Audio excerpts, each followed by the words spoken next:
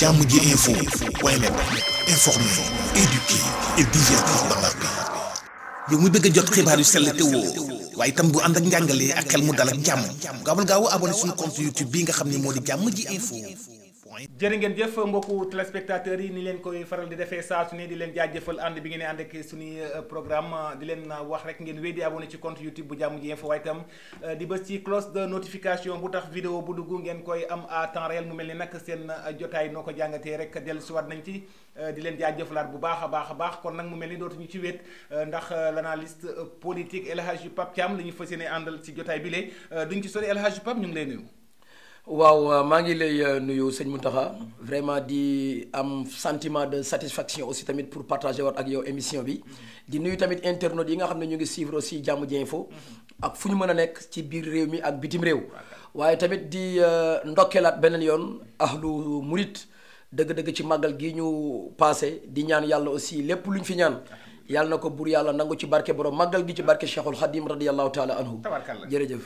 El Hadji Pape noonu la ñuy jaajëflee mbooleem ñi nga xamante rek demoon nañ ci bërëb bu sell ba ca Touba di ñaanal xalifatul am di tarixa muridiyya Sëriñ Touba Cheikh Mamadou Mountakha Mbacké mu yàgg fi loolu te ànd ak wér ak mbooleem rek ñi nga xam ne rek mbooleem kilifa diine yi nga xam ne ñoo ngi ci yoon réewum Sénégal El Hadji Pape dañuy dem directement ci li nga xam ne xëy na ni ñu ko waxee rek période màggal gi tëjoon lu bari ba tax ne jotaay bi ñu yeexoon di ko def El Hadji Pape dañuy ñëw ci point bi nga xamante ni bu am solo muy installation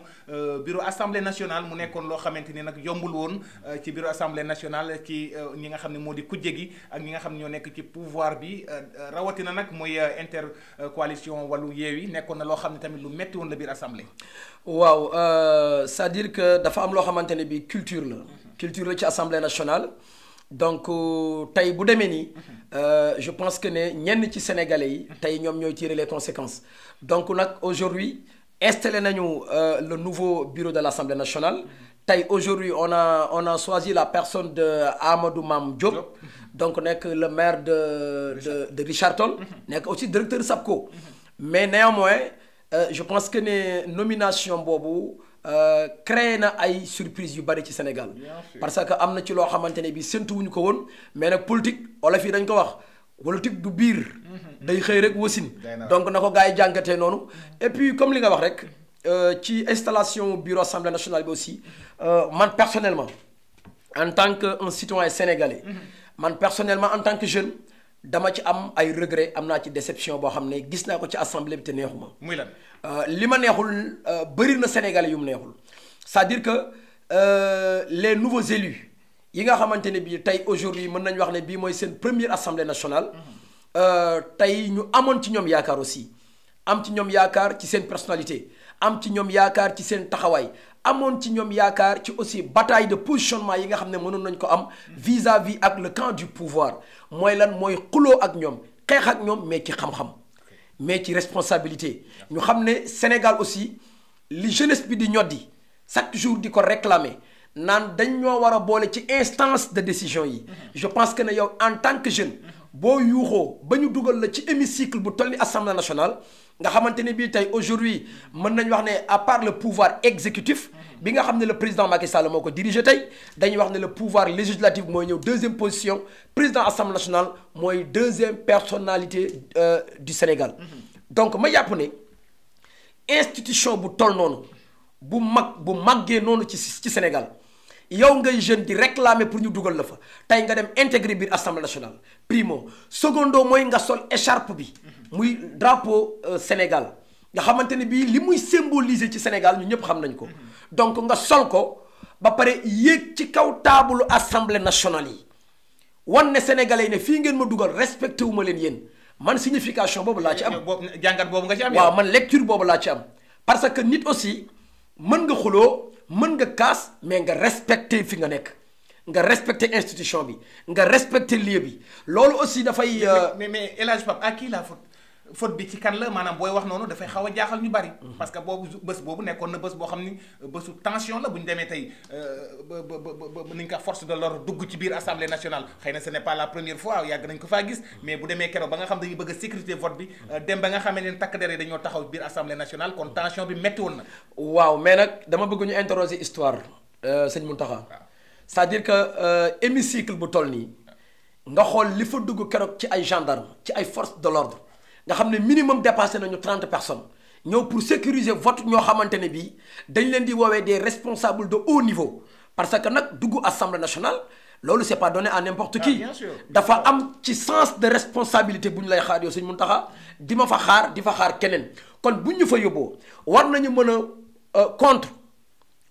wala ñu def wala ñu voter pour mais lépp rek nañ ko teg ci responsabilité teg ko aussi ci respect parce que hémicycle bi moo toll noonu. mais aussi ci article tamit yi nga xamante ni assemblée nationale mu ngi doxee li ni mel ñii dañ naan ñii dañoo jalgati ñii ne non jalgati ci yoon la ñu nekk mu nekkoon mbir moo xamante ni keroog mënul woon yomb parce que tamit boo xoolee tamit parti au pouvoir boo xoolee daanaka mën nañ naan doole bi benn la. parce que mosu ñoo gis ci ñi nga xamante côté opposition bi am nañu député yu toll noonu. mu nekkoon tamit mbir moo xamante ni ñoom ñi jàpp nañ mbiru jalgati moo indi li ni mel ndax d'accord nga leen li ni mel ba tax na ñoom it dañu ne tamit foog mbir yi duñ ko bàyyee noonu. waaw xam nga ñoom li ñu jàpp ne jalgati la xam nga bañ ko waree xeex dañ ko dépassé boo xoolee député yu bëri bi ñu jëlee parole ñi nekk dans le camp de l'opposition man laay wax. waaw dañu wax ne ministres yi tel que ku mel ni Abdoulaye Seydou Sow je pense que beneen ministre bi si je ne me trompe pas donc daal am na ay ministres yu fa nekkoon. bien sûr je peux en citer Abdoulaye Seydou Sow. ñoom dañu wax ne règlement intérieur bu assemblée bi. mayul un ministre nekk dans ses fonctions ba pare. di siéger biir assemblée nationale. mais donc ñoom loolu xam nga kañ lañ ko waroon a combattre mu jeex mooy ba ñu confectionner liste yi ñu gis un ministre bu diriger un liste départementale. wala un ministre bu diriger un liste nationale keroog la opposition bi waroon a taxaw wax ñett ne lii du fi am.